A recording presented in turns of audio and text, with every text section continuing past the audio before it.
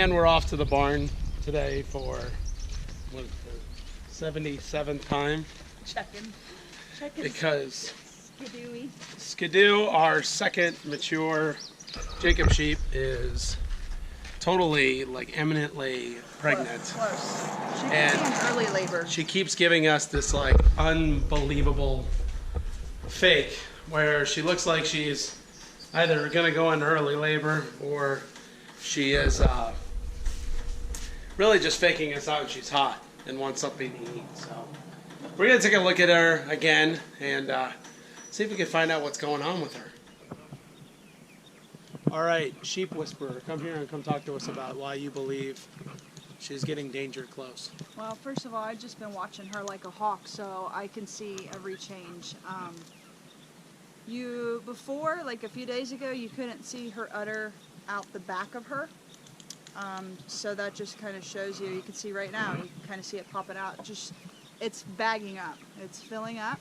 Her teats are also swollen, filled with milk. Her vulva is getting swollen, and you can actually see the softening of her ligaments that we showed you in that other video are softening as well. And those ligaments soften as you get close to childbirth, so that lamb birth, so that the babies can pass through. Well, I wanted to bring you over here because I wanted to ask you about why we gave up homesteading for a little while and traveled, and how that experience was, and then why are we back doing what we are doing now with our friends here at YouTube.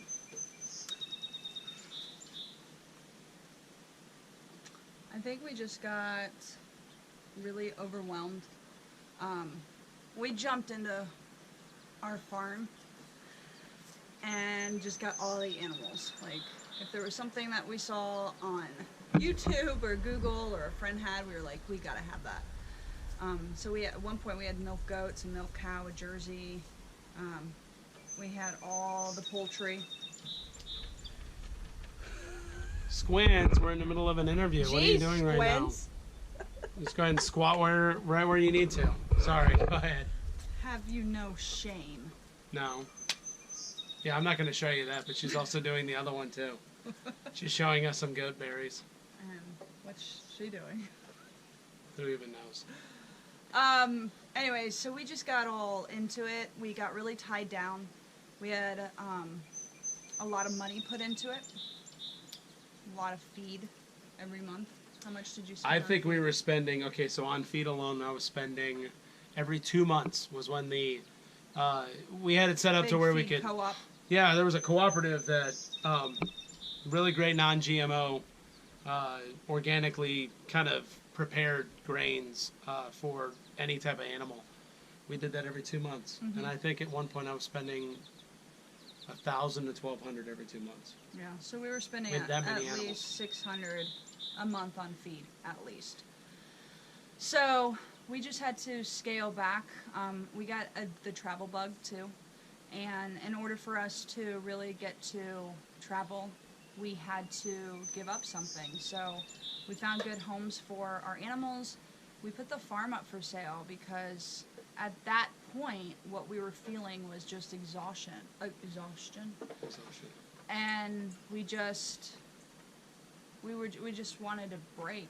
I think that it was probably easiest to say that the things that were initially causing us to be happy and really healthy and just secure and satisfied became so overwhelming that stress and anxiety and some financial strain at one point, just saying like, wow, we are really delving so much financial resources into this thing that it really just became stressful. And so how Jackie and I are is we exaggerate, but for a good reason. We're kind of radical is really probably the better word. And we had to just say, okay, what makes sense to us now, what's important, and then whatever isn't important, we kind of have this. We cut it. Kana Marie, right? Is that how you pronounce her name? Con Marie. Con Marie is this really great book about living a minimalist lifestyle, and we ask ourselves, like, basically, like, what this entire book is about is, you know, you ask yourself a couple of questions like, Does this bring me joy? You know, am I really enjoying having this? And so we did that with everything. And as we were away and traveling, we really got to take a step back and see what it was that was really causing all this stress on us, and what was, you know, what did we miss about the farm and the homestead. So I think we came back with a whole new outlook on things, don't you?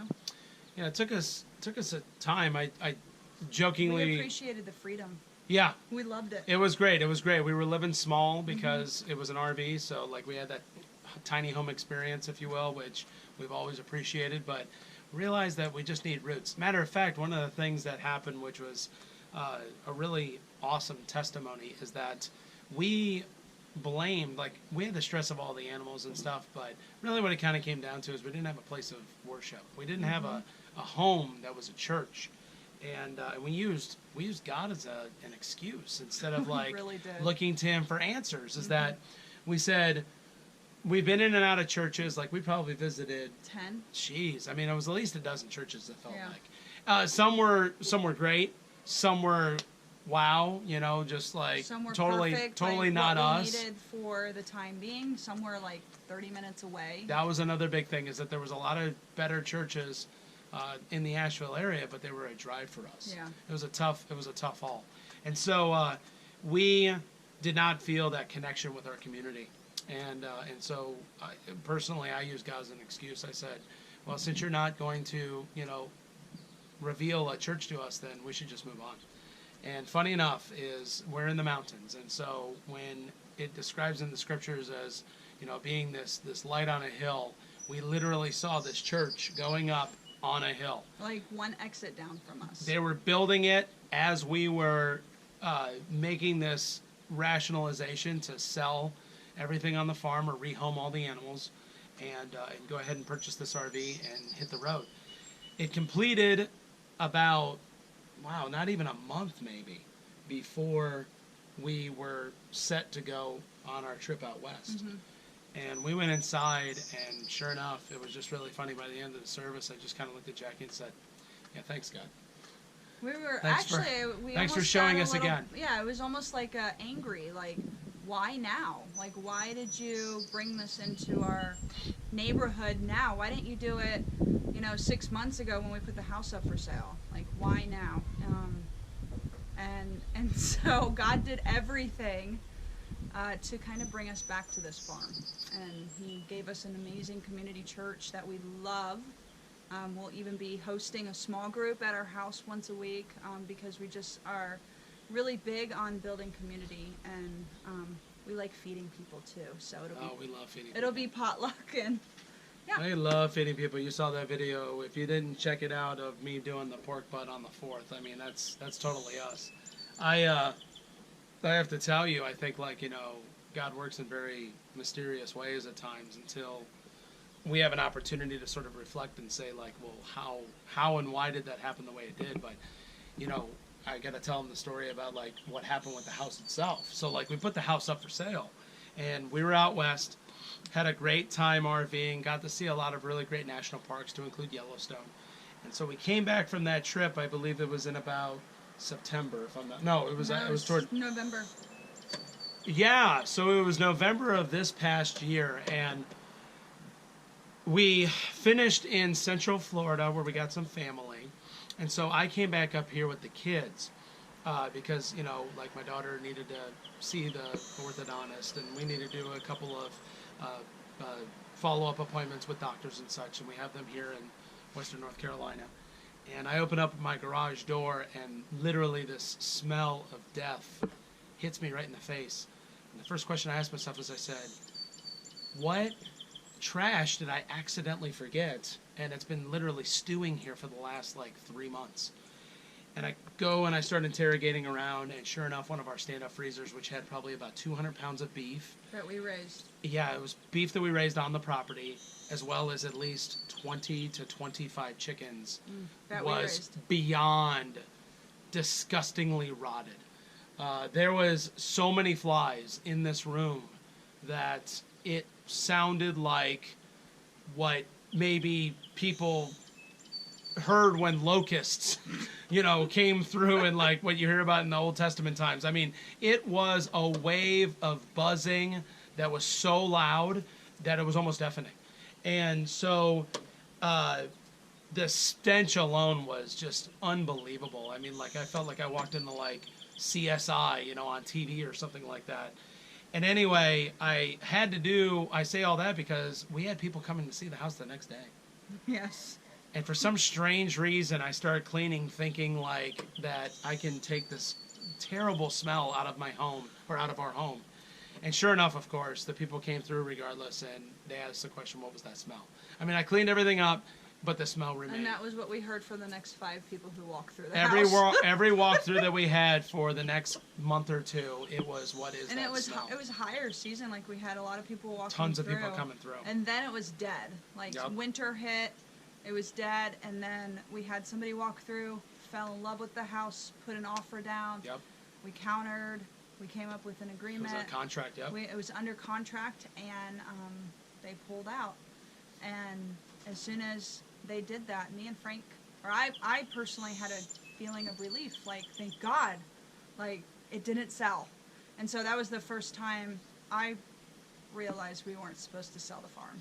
Funny story about the gal who pulled out is the way that our house is built with something called SIPS technology, which is think like, if you've seen a piece of like particle board and then that spray foam and then another piece of particle board, well, that's what like our roof is constructed out of. And so it's super great at insulation. Our house stays cool when it's warm outside like it is today, and then our house stays warm when it's cool outside like it is in the winter. Probably one of the biggest reasons why we decided to move back home, in a concept that we're going to refer to now as de-homesteading. So if you're watching videos here in the future and we talk about how we've wanted to de-homestead, it's so we could actually refocus back on those things that bring us joy. We know that We're not going to make an income from the farm. yeah, that was one thing that, yeah.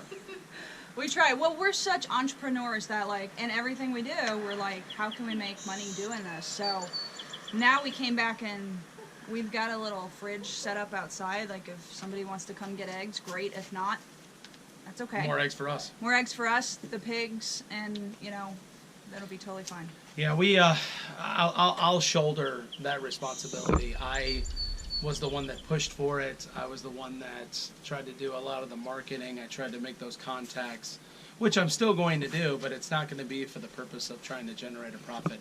We want to do some different things with the farm, but the most important thing is we just want to enjoy the farm. We just want to, we only have the animals now that we really Love. Appreciate, and you guys are going to be able to experience that, our YouTube folks. And we are going to just have a homestead of joy again. And we are going to do all of those things to help raise our 2 little ones in a place where we know that they will be extremely in touch with the earth and all of the wonderful treasures that we are blessed with. Are you noticing that I got a little bit of bleach on my shirt? I love this one right here, by the way. This one actually looks like a little baby rabbit. I don't know if you can see that in the video, but it looks like big old ears right there, and then there's the body.